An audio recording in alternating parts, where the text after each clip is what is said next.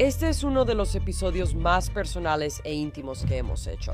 Mayim revela cosas sobre ella que nunca antes había contado, Hoy no hablamos de un diagnóstico, sino de síntomas. que afectan a muchas personas, influyendo en su experiencia y percepción de la realidad. Me han dicho sensible, me siento ansiosa socialmente, asumo lo peor en interacciones, soy complaciente.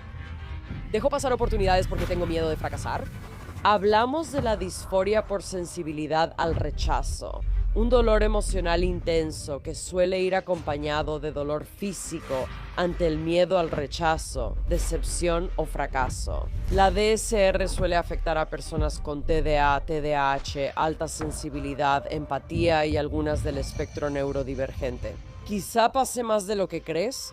Vamos a hablar específicamente sobre cómo se ve, qué está pasando en el cerebro cuando esto sucede y cómo podemos buscar mejorar esto.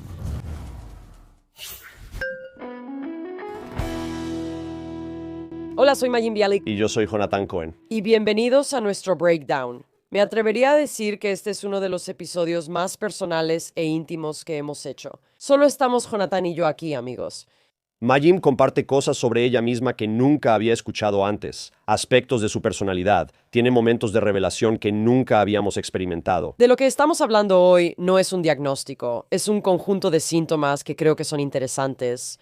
Pero nunca me di cuenta de cuántas partes de mi propia vida, incluyendo mi vida aquí en el podcast, han sido impactadas de manera bastante significativa por este conjunto de síntomas. Este episodio es mucho más que solo la exploración personal de Mayim, son cosas que afectan a muchísimas personas entre nosotros y están teniendo reacciones que están moldeando su experiencia y su percepción de la realidad de una manera que está distorsionada, por decirlo de alguna forma. Las personas a su alrededor, al ver cómo viven grandes experiencias emocionales o se limitan y quedan estancados, se preguntan qué sucede. ¿De qué estamos hablando? Estamos hablando de la disforia sensible al rechazo. Es un dolor emocional profundo e intenso que a menudo viene acompañado de síntomas físicos y dolor físico.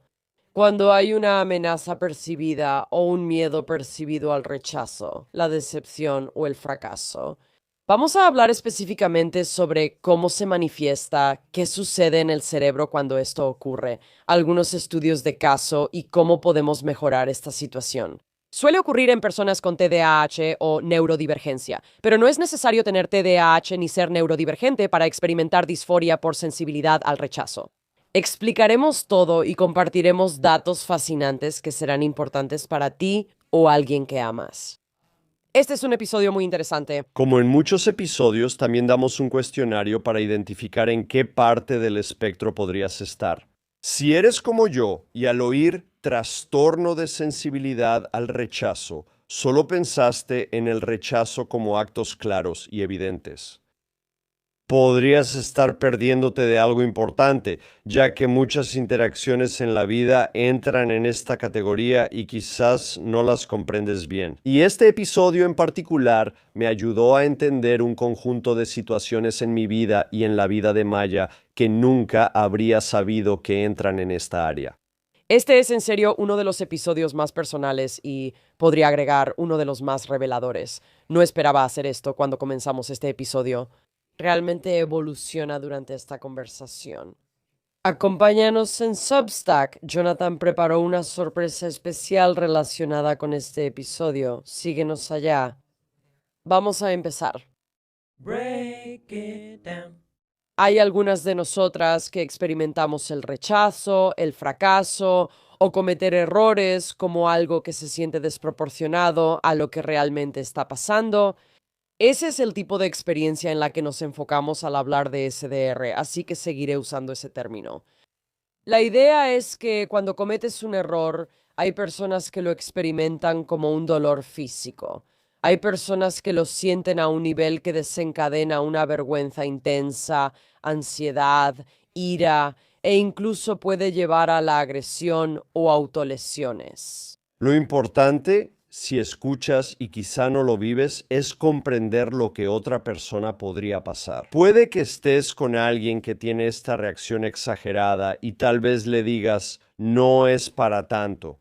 ¿Por qué no puedes poner esto en perspectiva? Entender que algunas personas pueden tener este tipo de reacción ante cosas que tú ves y piensas que no son para tanto, realmente puede ayudarte a dimensionar mejor su experiencia. Comencemos con una definición para que la gente sepa de qué estamos hablando. La disforia por sensibilidad al rechazo es una respuesta emocional intensa, muy intensa, causada por la percepción de que podrías haber decepcionado a alguien, fallado o sido rechazada. Por eso percibes que van a retirar su amor, que vas a perder su aprobación, que vas a perder su respeto. Así que este mismo tipo de reacción dolorosa también puede ocurrir si tienes una meta que intentas alcanzar y no puedes lograrla. Entonces la DSR ocurre comúnmente en personas con TDAH y puede causar un dolor emocional extremo. No solo es que perdí el trabajo y estoy desanimada, o que soy emocional o muy sensible. No ese es el nivel del que estamos hablando. Estamos hablando de personas que casi pueden crear una realidad alterna basada en una posible decepción, un posible rechazo o uno real. Me llamó la atención lo que decías sobre tener una meta por la que trabajan, que no tiene que ser necesariamente una meta de vida. Así es. Que la interrupción de eso o la falta de éxito en la forma en que lo han imaginado puede hacer que les cueste trabajo replantear su experiencia actual. Correcto. Voy a dar un ejemplo. Por favor, hazlo. Quizá quieras llegar puntual a algún lugar, lo que podría afectar tus emociones. Puede ser desproporcionado, y estoy usando esta palabra desproporcionado varias veces, porque como lo has descrito, cuando entra una línea de tiempo diferente, es como si hubiera emociones de nuestro pasado que se canalizan en ese momento. Lo interesante de Jonathan es que toma cosas que nos han pasado y finge que no las convierte en tema de podcast. Pero, ¿sabes? Yo sí lo diré. Jonathan cree que tengo disforia por sensibilidad al rechazo, pero esa no es la razón de este episodio. Daré un ejemplo. Se suponía que íbamos a una reunión importante y terminamos llegando tarde por algo en lo que él insistió. Pero voy a dejar eso de lado, porque el llegar tarde sí me hizo sentir que generó en mí una expectativa de decepción por parte de otras personas, lo cual definitivamente se sintió desproporcionado y sí me llevó a sentir mucha rabia. Fue fascinante porque podemos hablar de por qué llegamos tarde. Creo que hubo varios factores para ello. Contribuí a uno de los factores, no a todos. Por ejemplo, nos perdimos porque las indicaciones eran complicadas y poco claras. Había un podador y un cruce de tren. En un momento íbamos en la dirección equivocada y nos quedaban un par de minutos más, y las barreras del cruce de tren bajaron. Pareció una total farsa cómica. Fue como si la cortina de mi alma simplemente se hubiera... Y vi el rostro de Mayim en ese momento perder todo el color y una furia blanca del inframundo apoderarse de ella. Todas las emociones reprimidas empezaron a salir poco a poco. Pero aquí está el asunto. En ese momento perdiste la capacidad de replantear las cosas, ¿cierto? Eso es una habilidad que mencionamos cuando algo es histérico o histórico. No pudiste acceder a las partes adultas de ti que podrían cuidarte y decirte: está bien llegar tarde, la gente entenderá, siempre he sido responsable, nada de eso estuvo disponible para ti. Creo que eso es lo más interesante. Gracias por permitirnos hablar de esto y ser abierto y vulnerable al compartirlo. Y además, qué tan fascinante es que puedas tener toda la información del mundo, que puedas tener estas herramientas, que puedas saber cuál es el proceso, y en ese momento puedes perderlas, puedes perderlo, puedes perder el acceso a eso. Así que lo que espero que la gente saque de esto no es una condena hacia sí mismos, no es agregar un diagnóstico de algún tipo de defecto. Está pensado para hacer más información sobre un patrón que podrías tener, ¿O que alguien amado podría tener? para que puedas tomar esta información y decir cuáles son las habilidades que podría necesitar emplear si me encuentro en esa situación. Y cómo puedo tener una mayor comprensión de las personas a mi alrededor sobre lo que podrían estar pasando. Creo que es buen momento para hacer el cuestionario y así entender y ejemplificar preguntas que podrían mostrar si tú, como yo, tienes disforia sensible al rechazo. Jonathan responde este cuestionario por mí, es divertido. ¿Me enojo mucho si hieren mis sentimientos? Sí, ¿Dirías que muy seguido? es difícil decirlo, pero A menudo. yo diría que a menudo. Y aquí haré una pequeña advertencia. Intentas resistirte porque hay una parte fuerte de ti que sabe. Es como verte a ti mismo viviendo la experiencia y decirte que no debe ser tan intensa, pero aún así la tienes, así que es una batalla curiosa. Tengo disforia por rechazo consciente. Experimento episodios repentinos e intensos de tristeza extrema cuando creo que me han rechazado o criticado. Oh, sí, ¿Soy mi crítica más dura? absolutamente. Muy seguido. Sí, Me pongo ansiosa en lo social porque creo que no le caigo bien a nadie. sí, existe una opción total. ¿Soy complaciente y busco agradar a los demás? Claro que sí. ¿Dejo pasar oportunidades o evito comenzar proyectos porque tengo miedo de fracasar? Sí, ¿Me han llamado demasiado sensible o inestable? Se siente un poco duro por mis reacciones emocionales tan fuertes. ¿Dedico demasiado tiempo a un proyecto o me vuelvo perfeccionista para asegurarme de que mi trabajo no tenga errores? trabajas rápido pero no quieres hacerlo. Pero estoy algo loca, profesor. Si hay un error de ortografía, te vas a volver loco. ¿Siento mis emociones físicamente? Entonces, Jonathan... ¿Las experimentas como algo diferente a eso? Bueno, esto en realidad es interesante, porque esta es una característica particular de la disforia por sensibilidad al rechazo. Muchas personas sienten como si les hubieran dado un puñetazo en el pecho, o como si estuvieran heridas físicamente. ¿Y si sientes dolor como una puñalada en el costado y espalda? Así que diré que a menudo, cuando tengo una emoción fuerte, se siente de la manera en que la describo. Siento que mi pecho se hunde. Supongo que así es recibir un golpe ahí. Di que sí a eso. Voy a decir que eso pasa seguido. ¿Sientes vergüenza por la falta de control que tienes sobre tus emociones? Está mejor que antes. Sí. Bueno, no me han diagnosticado formalmente con TDAH, pero algunas personas dicen que lo tengo. ¿Te han dicho que tienes un trastorno del estado de ánimo? ¿Evitas relaciones cercanas o románticas por miedo a que no te acepten al conocerte realmente? Es una característica, pero no sé si es... Siento que nadie conoce mi verdadero yo. ¿Cuenta? Vamos a presionar sí. ¿Asumes lo peor en interacciones cotidianas, preocupándote de que te van a despedir cada vez que tu jefa te llama a su oficina? Si dicen mi nombre, pienso que hice algo mal. Si alguien lloraba en el parque, yo pensaba, ¿qué hizo mi hijo? Aunque eran muy buenos allí. Sí, siento que siempre es mi culpa, aunque no tenga sentido, como si mi hija hubiera golpeado a tu hijo que ni siquiera camina y está lejos en el parque. No puedo seguir sintiéndome así, aunque llevo tiempo haciéndolo y creo que hago un gran trabajo. ¿Evitas conocer o probar cosas nuevas por miedo al rechazo y crítica? Sí, diré que ser alguien que la gente nota a veces me hace sentir más cohibida porque lo siento. Para mí en particular, probar cosas nuevas es difícil porque es como, si es cualquier cosa, como, incluso cuando fui la presentadora de Jeopardy, era como, ¿por qué no sabe la respuesta a eso? No es ella neurocientífica, existe esa idea de que eres... Ella no sabía algo sobre una provincia canadiense y la gente se volvió loca. Yo digo, ella no es experta en geografía. ¿Cuál es el problema? El máximo de puntos que puedes obtener son 60 puntos. Mientras más alto sea el puntaje, mayor es la probabilidad de que hayas mostrado signos de disforia por sensibilidad al rechazo.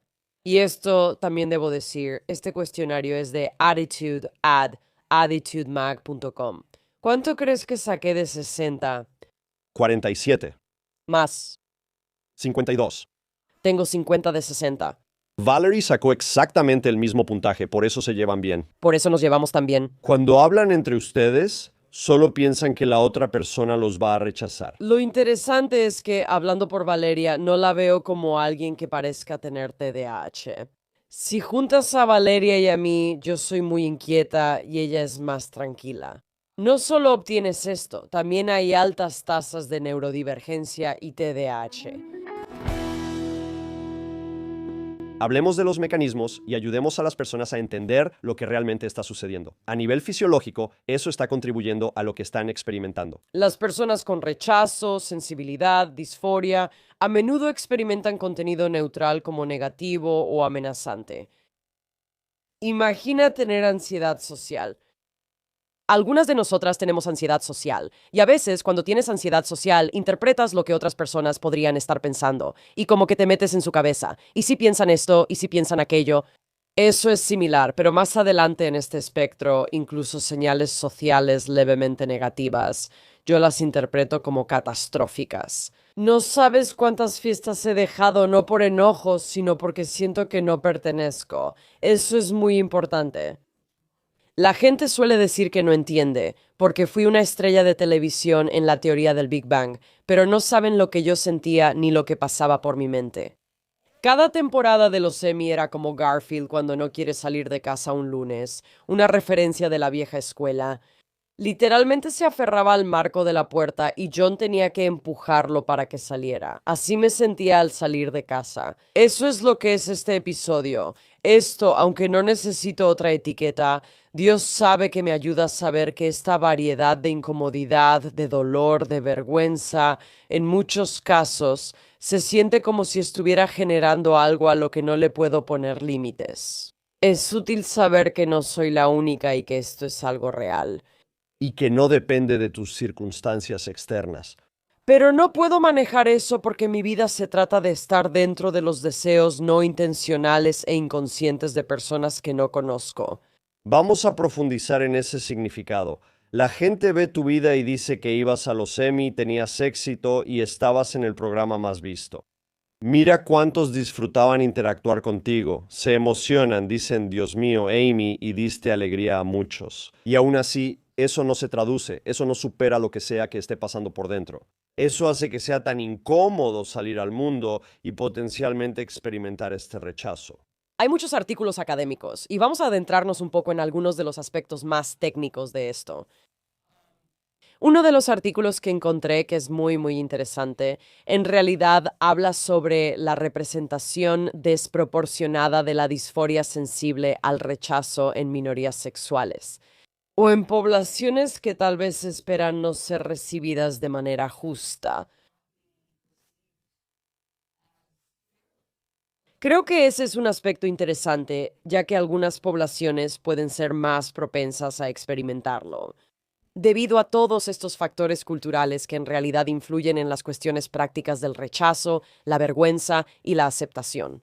Hemos hablado mucho sobre el cerebro, hemos hablado mucho sobre diferentes regiones del cerebro. Me encanta la red de modo predeterminado. Sí que te encanta la red de modo predeterminado. Curiosamente, la red por defecto no está directamente relacionada con la sensibilidad al rechazo. Hay una parte del cerebro que llamamos el centro del miedo. ¿Sabes cuál es? ¿Amígdala? Así es, la amígdala, en realidad hay dos y están a cada lado del cerebro. Hay ciertas conexiones obvias que podríamos hacer con el procesamiento anormal de la amígdala o su sensibilidad o su señalización. En gran parte porque estamos teniendo situaciones que nos llevan a una sensación impuesta de miedo, de dolor, de alerta, ¿verdad? Y una causa de alarma. Pero lo interesante es que algunas de las regiones cerebrales que se han identificado como importantes para el rechazo son las partes del cerebro que procesan la información social. En particular, aquí hay un estudio sobre la actividad medial, sí, la actividad medial prefrontal al anticipar retroalimentación social. No necesitas saber cómo luce la región medial prefrontal, pero debes saber que hay partes del cerebro que están literalmente diseñadas específicamente para buscar información social y recibir información de situaciones sociales, lo que luego lleva a la necesidad de una respuesta social. Ten en cuenta que el cerebro es una masa de circuitos de retroalimentación, señales, receptores, enlaces y actividad iónica. Todas estas cosas, si están en desequilibrio, pueden causar diferencias en la percepción y activación de estas regiones responsables de este tipo de información social. Así que, para simplificarlo, tu cerebro podría estar recibiendo información que es neutral, pero debido a la forma en que todo está funcionando, en realidad no es neutral para tu cerebro. Este conocimiento sobre el cerebro y el sistema nervioso nos ayuda a dejar de pensar que todo es tu culpa, ya que en realidad es culpa de tu cerebro. Pero lo que pasa es que cuando hablamos con alguien, por ejemplo, que tiene esquizofrenia y está teniendo alucinaciones auditivas, no ayuda a decirle que esos sonidos no están ahí, porque su cerebro está produciendo la interpretación del sonido de una manera que para ellos es muy real. Y de la misma manera, cuando la gente te dice que estás bien, por eso no te sientes bien. Cuando la gente te dice que le agradas, por eso no lo crees. Ese es un componente muy importante aquí. Muchas de nosotras, al ser sensibles, planeamos actividades sociales considerando el posible rechazo. Es porque nuestro cerebro puede estar procesando toda esta información social de maneras que simplemente no son ventajosas ni precisas para la situación. Y eso es realmente una lástima. No importa la realidad, sino la percepción o realidad interna de la persona. Y hablamos mucho sobre cómo la realidad no es objetiva y cómo hay más en la realidad de lo que parece a simple vista. Hay más en la realidad de lo que a veces hablamos. Es una percepción distinta, no necesariamente extrasensorial, pero casi parece un mal funcionamiento. ¿Tú cómo lo describirías? Es curioso, ya que otro estudio usó una resonancia magnética funcional para observar el flujo sanguíneo en distintas tareas. Y este muestra que el procesamiento emocional y el control cognitivo son muy sensibles. Son muy sensibles. Es la información cognitiva que recibimos y cómo la procesamos. Esto no siempre es preciso para la situación. Y además, para mí, eso suena mucho más a neurodivergencia en términos del espectro autista. Al pensar en la complejidad social de personas en el espectro autista, suele implicar dificultad para calibrar socialmente. Pero la clave aquí es que hay un componente emocional muy fuerte, que creo que en muchos casos no verías cuando hablamos del espectro autista con este tipo de disforia. Para quienes de ustedes puedan sentirse muy identificados con lo que estoy diciendo, con lo que estoy experimentando y de lo que estamos hablando aquí. Daremos consejos para replantear esto más adelante, pero antes queremos hablar de ejemplos más específicos para comprender cómo la disforia por sensibilidad al rechazo puede afectar tu mente y experiencias. Hubo un artículo reciente en The Guardian. Me interesa la disforia por sensibilidad al rechazo desde hace tiempo y me alegra que ahora reciba más atención. Y de este artículo, los ejemplos que se dieron incluyen a una mujer de 36 años que al recordar que la molestaron cuando tenía 11, todavía se ponía a llorar, solo por describir lo que pasó. Y esto fue 25 años después, y ella instantáneamente sintió esa incomodidad física, incluso solo al recordarlo. También recuerda que alguien hizo una broma que parecía no ser gran cosa, pero ella dijo que se sintió atormentada, y esto fue años después. Frecuentemente vemos un proceso que no se renueva, ¿cierto? Y cuando hablamos de esto desde la percepción del trabajo con el niño interior, para mí, esto tiene mucho que ver con el niño interior, ¿verdad? Es mucho de quién es ese niño herido dentro de mí, que persiste en todas mis interacciones para seguir produciendo ese tipo de reacción años y años después. Para mí hay mucha relación entre el niño interior herido y el crítico interno, que siempre vigila lo que ese niño necesita. Y para protegerte del rechazo, en la disforia por sensibilidad al rechazo, la solución suele ser evitar el lugar o irte, o ser emocionalmente anoréxica. No te relaciones con la gente como si no necesitaras esa posibilidad, ¿verdad? O sea, eso es significativo. El artículo de The Guardian menciona también errores en correos electrónicos. Ahora, todos hemos enviado un correo electrónico que, bueno, no debió haber llegado a la persona a la que le llegó, ¿verdad? Sí, levanten la mano. Eitan, sí, está bien. Esto me pasó hace años. Y la persona a la que se lo envié, esto es una historia algo graciosa. La persona a la que le envié este correo, no me di cuenta de que estaba en copia. Esa persona era observante del Sabbat, y el correo que envié fue justo antes del Sabbat. Así que ni siquiera pude obtener una respuesta de esa persona hasta 25 horas después, cuando supuestamente vería el correo o respondería a él. Fueron 25 horas muy difíciles. Y desde ese día, y esto fue probablemente hace 15 años, desde ese día, cada vez que envío un correo electrónico, reviso compulsivamente, se quedó conmigo, me sacudió hasta lo más profundo. Puedo relacionarme con el tema de los errores de tipeo y otras cosas en los correos electrónicos que también suceden en mis correos. Y antes me aterraba enviar eso porque pensaba que era un reflejo de mi inteligencia, un reflejo de otra cosa. Es diferente. Lo es, pero son temas relacionados. Imagina si eso se combinara con sensibilidad al rechazo, como la disforia. ¿Y cuántas personas con TDAH o personas neurodivergentes también son disléxicas o tienen otras discapacidades de aprendizaje? Eso, en teoría, lo haría realmente complicado. El ejemplo que se dio aquí es que a esta mujer de quien habla el artículo le señalaron que cometió un error. Ella dijo que sintió el pecho apretado y empezó a tener un ataque de asma. Fue al hospital. O sea, ese fue el nivel. A menudo oirás que alguien dice, tuve un ataque de pánico. No, si no estás en el hospital haciéndote revisar el oxígeno, ten cuidado con lo que asumes sobre tu ataque de pánico. Fue una sensación física de colapso que de inmediato no tenía relación con el tema, como, oh, esto pasó y ahora no tengo suficiente oxígeno. Frecuentemente al hablar de ataques de pánico, las personas en realidad describen sensaciones físicas incómodas relacionadas con algún evento. Este es el punto del impacto físico, ¿verdad? De la disforia sensible al rechazo, así es como puede verse. Y a esta mujer le dijeron, y sí recibió un diagnóstico de autismo en la infancia. Estaba en el espectro. También tenía TDAH. Y una vez que escuchó que esto coexiste con esas cosas, le dio un punto de partida para intentar averiguar, ¿tengo que vivir así? La respuesta es no, no tienes que vivir así. También quiero señalar que hay muchas críticas, y lo mencionaste cuando hablamos de diagnósticos y de encasillar a las personas. Y necesitas esta etiqueta. ¿Y qué significa? Uno de los comentarios cuando esta mujer empezó a investigar sobre la disforia por sensibilidad al rechazo, mucha gente decía, eres muy susceptible, eres demasiado sensible y podría ser descartado como tal. Varias personas cercanas me decían, chica, anímate, ¿verdad?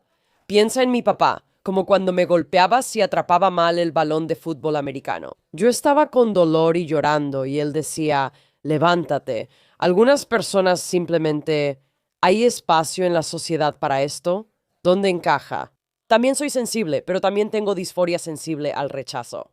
¿Este diagnóstico va a limitar tu capacidad para desenvolverte en el mundo? O sea, al saber esto, ¿te va a ayudar o lo vas a usar como excusa para hacer menos? Está bien, esa es una gran pregunta, una que no... Yo no sabía que ibas a proponer esa pregunta. Y de nuevo, voy a usar mi experiencia que aclaro, no es lo mismo. Hace poco envié un correo donde escribí mal pacífico. Siempre que estás en copia y me equivoco, me lo señalas. Proyectas tu sensibilidad al rechazo en mí. Aunque no es mi intención, Quiero que lo sepas para la próxima vez, no porque piense que no sabes deletrear. antes me habría sentido mucho peor. Hace 10 o 15 años habría sido muy intenso y aterrador. Me habría preguntado cómo pudo esa persona y gastado mucha energía mental en ello. Lo que cambió fue, creo, la experiencia de vida, en el sentido de que ahora tengo más experiencias positivas que demuestran que no soy los pensamientos que creía que era. Y dos, trabajé con ejecutivos de muy alto rendimiento Tampoco podían deletrear. quienes tampoco sabían deletrear, funcionaron, crearon empresas y enviaron mucho. Uno de ellos no hablaba inglés como lengua materna y sus correos apenas se entendían. Pensaba que este tipo construyó y vendió empresas, siendo muy exitoso. Así que simplemente estabas rodeada de las personas equivocadas. Ellos priorizaban una perfección que para mí no era alcanzable. Me siento mal porque soy buena deletreando y ya no me dejan celebrarlo. Antes ganaba concursos de ortografía y todos me buscaban. Ahora parece que debería avergonzarme de deletrear bien. Antes del internet, llamaba a mi abuela para saber cómo se deletreaban las palabras. El tipo de maquinaria central que es necesaria para no tener solo la pregunta que me hiciste, ¿verdad? Tu pregunta es si saber esta etiqueta hace que sea más probable o menos que actúe. De algún modo, no quiero llamarlo excusa, pero mi esperanza es que entiendas mejor por qué me cuesta trabajo. Porque no es solo que no quiera, que soy una malcriada, que no dormí lo suficiente, que no peso lo que quiero, que mi cabello está demasiado canoso y delgado, ¿sabes? No es eso, es que la forma en que mi cerebro ve a las personas, los lugares y las cosas es diferente. Todas somos neurodivergentes y diferentes. Pero creo que este tipo de entendimiento hará que sea igual de probable que no quiera hacer cosas, pero me sentiré menos mal al respecto. Nos hemos convertido en una sociedad que tiene tanta comodidad y tanto espacio para la emoción, Es un lujo. que es un lujo sentirse así. Tenía un amigo que decía, ¿depresión? No, lo siento, no tenemos tiempo para eso. Pero, ¿en qué momento dices, levanta pesas, mueve tu cuerpo, sal afuera? Y sí, vas a tener reacciones emocionales. Pero tienes que ser capaz de levantarte, ser tu propio padre y sostener esa parte de ti mismo y casi anular esa parte de tu cerebro que te manda una señal que otra parte de tu cerebro debe reconocer como falsa. ¿En qué situación ves que muestro una reacción muy fuerte al rechazo? ¿Qué sucede cuando quieres hablar conmigo y no estoy disponible de inmediato? Mis hijos. Cuando no soy necesaria en una situación en particular, puedo darme cuenta de que estoy teniendo una reacción desproporcionada ante esa situación. Cuando mi hijo no me necesita, yo digo, ¿qué más hago? No, correcto. Y ese es un ejemplo muy interesante, porque si ellos fueran, alguien vio la evaluación, recomiendo mucho la película La Evaluación. Si hubieran evaluado antes de que tuviera hijos, seguro que mi ex esposo estaría de acuerdo y apoyaría esto.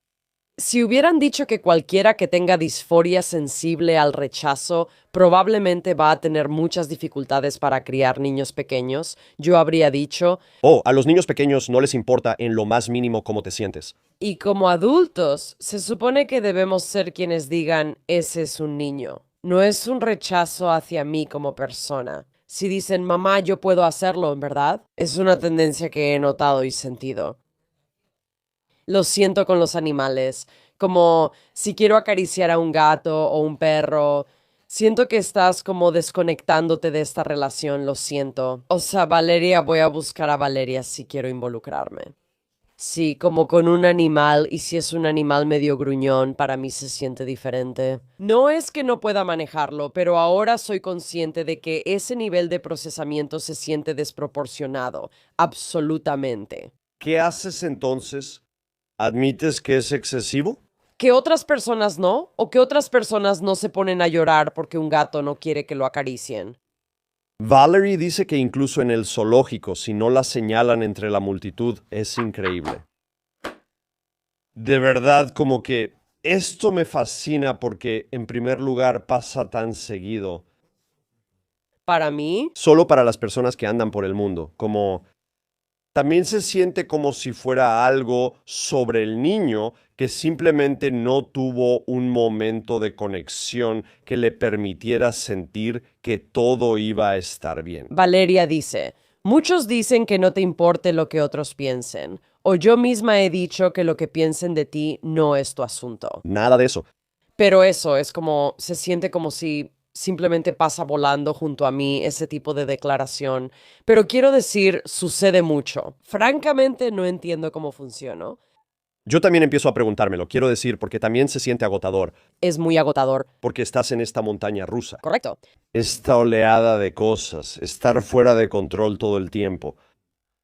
Existe la posibilidad de rechazo en cualquier momento. Me pregunto si esto se relaciona con la furia al volante. Porque cuando alguien te hace algo malo o se te atraviesa o no te deja pasar, ¿verdad? En muchos casos tienes esa explosión de ¿por qué? Seguro has oído que todos enfrentan situaciones que no puedes imaginar. Tienes todo el conocimiento, los podcasts, todo eso de que no somos nuestros pensamientos. La gente está pasando por cosas y en realidad el 99% del tiempo no se trata de nosotros. Lo que espero es que las personas que escuchan, que no son figuras públicas, también puedan validar esto. Mucho de esto se atribuye a frases como eres actriz, creciste frente a la cámara, esto, aquello, lo otro. Tal vez no sea eso, tal vez sea parte de eso y es como una versión enorme y exagerada de eso. Nunca sabríamos qué había ahí sin tu experiencia de vida. En un universo paralelo, Valeria nunca ha salido en televisión, que yo sepa. También me interesa mucho esto como un nuevo tipo de conjunto de características, porque me pregunto cuánto se superpone esto con otras cosas que sabemos sobre las personas. Así como hay tipos de narcisistas, hay tipos de personas con disforia sensible al rechazo. Por ejemplo, algunas se vuelven arrogantes y dicen que no necesitan ir a fiestas porque los demás les parecen estúpidos. ¿Eso pasa o solo es la respuesta llorona que yo tengo? Creo que probablemente sí hay mucha ira externalizada y culpa hacia el mundo exterior, ¿no? Como si para protegerse de esos sentimientos, si eso va a traer tanta tristeza e inseguridad, creo que mucha gente va a externalizar y protegerse a sí misma. Seré honesta, no siento protección en esto y creo que eso lo hace tan desafiante. No se siente y creo que esto es una gran transición hacia las soluciones. Y como, ¿cuáles son algunas de las cosas que puedes hacer? Porque realmente no se siente que puedas protegerlo. Tengo una solución terrible. Es como si alguien entrenara muy duro 5 días y medio a la semana para agotar el cuerpo y demostrar que puedes superar retos difíciles como entrenar hasta el fallo y exigirte físicamente. Es como, aún puedes tener ese nivel porque no hay los recursos disponibles, ¿verdad? Es como, ¿Crees que podemos eliminar mi disforia por rechazo? es una simplificación, pero sí, parte de mí piensa que si te esfuerzas físicamente tanto, Entendido. Improvisación. La improvisación me hace llorar, pero no de forma positiva. como no hay correcto o incorrecto, necesitas reglas para saber qué está bien o mal. Y sé que como el miedo a cómo van a reaccionar las personas si me equivoco es paralizante. La palabra paraliza. Todos dicen que soy genial y divertida, que lo lograré, pero a nadie le importa, pueden callarse. Un gran ejemplo de esto fue cuando improvisabas en los Groundlings. Bueno, la primera vez que fui, literalmente estuve hecha un desastre durante semanas, pero esta vez lo estaba retomando, aunque le estaban poniendo un poco más de estructura. Lo estabas haciendo muy bien, creo que estuviste en 2 o 3 escenas y salieron muy bien. Contuve las lágrimas en toda la presentación. Pero lo hiciste muy bien, la gente se estaba riendo. Yo estaba ahí, lo estaba viendo, estaba esperando a que rompieras en llanto, pero todavía no habías llorado. Pensé para mí mismo que todo iba muy bien. Después aparece una escena con un actor cuyo nombre no recuerdo. Está bien. Es un gran improvisador, solo ustedes dos. Tenemos que crear un libro para niños y ambos lo leerán a un grupo, ¿verdad? Eso es lo que tenemos. Y creo que él no conocía al Dr. Seuss. Así es, no recuerdo por qué él nunca leyó un libro del Dr. Seuss. Él no tiene hijos, supongo que no conoce al Dr. Seuss. ¿No? Y si no sabes quién es el Dr. Seuss, lo que pasa con el Dr. Seuss es que la escritura es extremadamente específica, ¿verdad? Busca algo como huevos verdes con jamón, son pareados que riman. Sí, las historias son muy icónicas y él está inventando cosas que son graciosísimas, pero totalmente fuera del mundo del Dr. Seuss. Y te estás volviendo loco porque nada de lo que está diciendo tiene sentido para ti en absoluto. El Dr. Seuss usa rimas. Y luego hay un dragón y el dragón empieza a escupir fuego. Y Y estoy tratando de rimar con eso. tú intentas regresarlo a Dr. Seuss, pero hay tensiones opuestas y ambos se alejan cada vez más. Como público que ignora su mundo interno, resulta muy gracioso. A la gente le encanta porque hay un contraste tan grande y eso es lo que hace la comedia. ¿Y piensas que esto no funciona en tu mundo? Bueno, Este tipo... también chocó con mi rigidez, sentía que no estaba bien, hay una forma correcta e incorrecta y eso no me parecía correcto. no solo no se sentía correcto, era el peor error. No pensé que este episodio sería tan personal. Lo increíble de ese momento es que lo mal que te sentías fue oro puro para la comedia. De hecho, sentí algo de confianza, recuerdo en ese sketch en particular, pero como dije, Pero ese fue el punto de quiebre. esto, o sea, ¿cuántos minutos han pasado en este episodio antes de que me diera cuenta de que esto explica algo tan profundo que me ha atormentado durante años? Años. Años.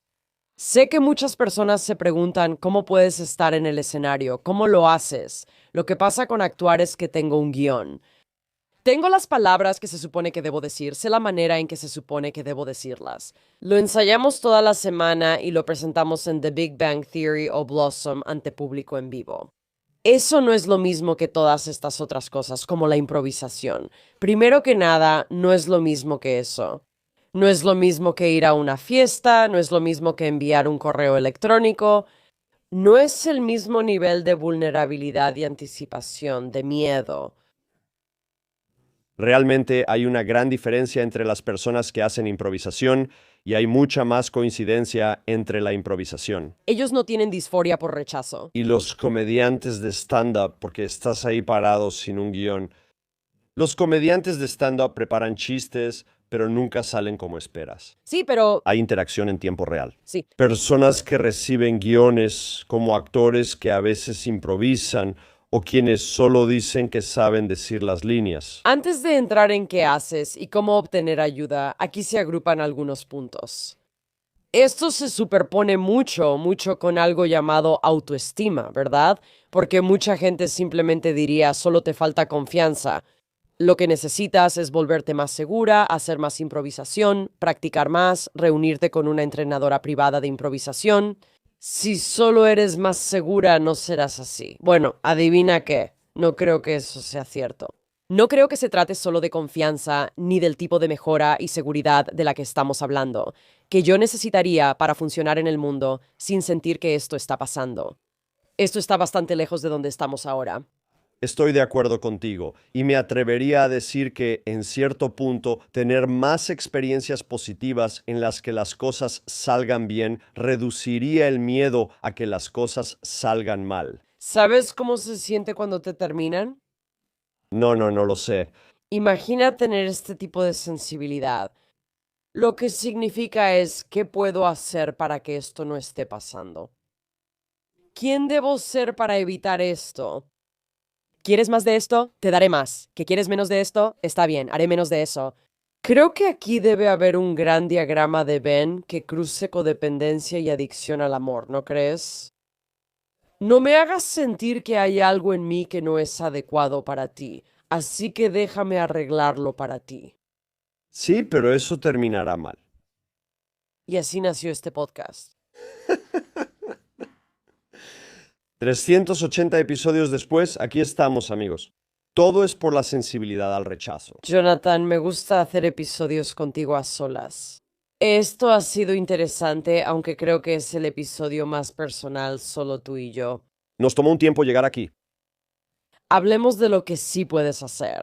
¿Quieres adivinar? No me gustó tu primera idea de terapia de exposición, es desagradable. Tengo algo planeado que no le he contado a Majim. ¿Me vas a rechazar y terminar en vivo para ver qué pasa?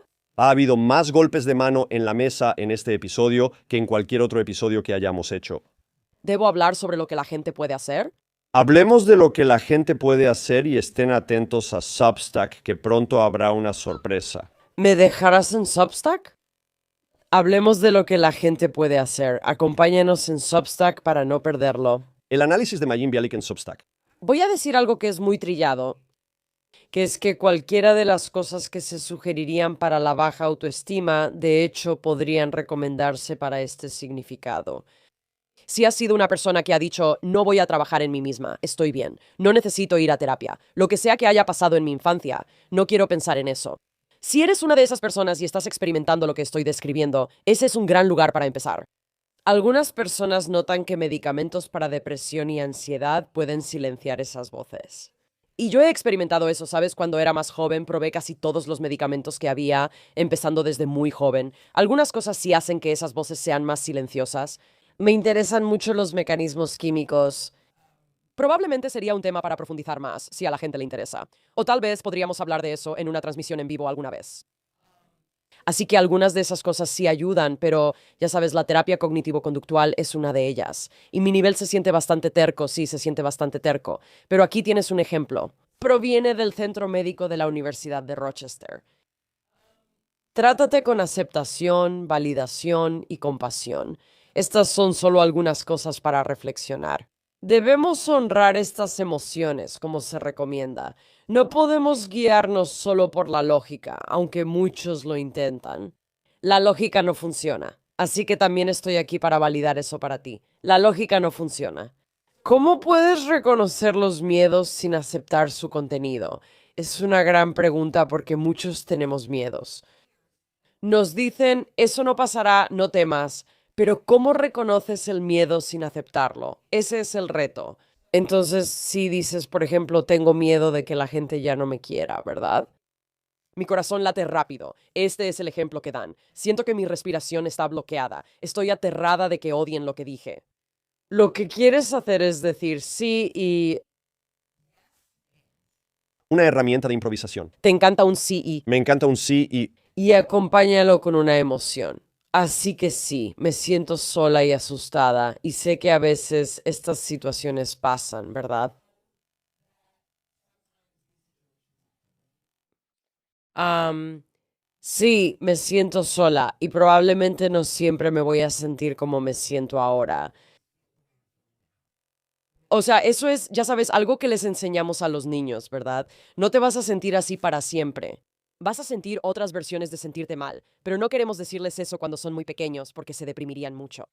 Sí, me preocupa que me puedan despedir. Y veo que ayer recibí un reconocimiento de este mismo jefe, ¿verdad? Así que se trata de no negar el sentimiento, porque creo que eso es lo que a muchas de nosotras nos enseñan a hacer. Deja de ser tan sensible, deja esto, deja aquello. Es solo esto, te equivocas. Esto es para decir, sí, siento esto. Aquí está lo que objetivamente puede ser verdad, y así se sale de eso.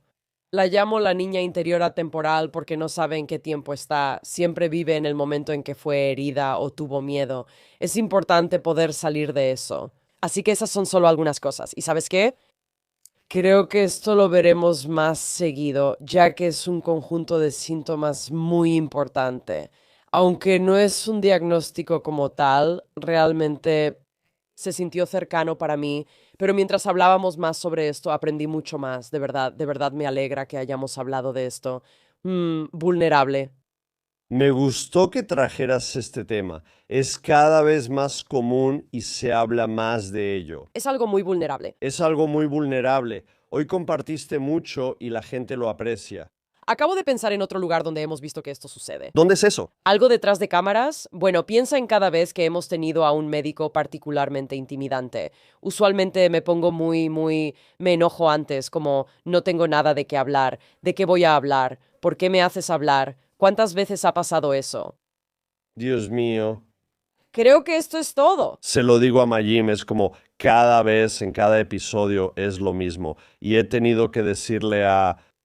Ella me dice como, ¿de qué vamos a hablar con esta persona? ¿Por qué estamos hablando con ellos? Y yo como confundido, porque hay un documento de propuesta. No soy lo bastante inteligente. Me van a descubrir y pareceré tonta. Pensarán que desperdicié mi título y se preguntarán por qué mi CLA me dio un doctorado. Van a llamar a mi asesora de tesis y van a decir, "Boy, ¿por qué le diste un doctorado a esta señora?" Y se siente como una amenaza inminente. Y lo que no tiene sentido para mí es que pienso, ella tiene muchísimo más conocimiento que yo. La lógica no funciona. Y todos estos invitados, ellos, los episodios, has estado escuchando, los invitados siguen regresando, disfrutan lo que tienes para ofrecer. Nadie ha leído mi libro tan a fondo como tú. Está bien, no diré quién y luego terminamos. Pero debo admitir que hubo un invitado que me asustaba mucho hablar con él. Y lo único que me hizo sentir mejor fue que después del episodio, Jonathan hizo una recopilación de todas las cosas profundamente vulnerables que esta persona dijo cuando se sinceró con nosotros sobre los retos que enfrenta. A veces lo veo solo para sentirme mejor, porque me recuerda que hasta personas exitosas y famosas tienen lados vulnerables. Me encanta que lo hayas hecho para mí, me ayuda mucho. Y no podemos publicarlo, no lo pidas. Jonathan, excelente charla, excelente episodio contigo. Muchísimas gracias. Por favor, vayan a Substack. No se van a querer perder lo que sucede allá relacionado con este episodio. También tenemos mucha curiosidad por saber quién más tiene disforia sensible al rechazo. Ansío conocer a mis compañeros y amigos que luchan en este camino. De nuestro colapso, que ojalá nunca vivas, nos vemos la próxima vez. Maya Bialik's breakdown, she's gonna break it down for you. She's got a neuroscience PhD or two. One fiction, one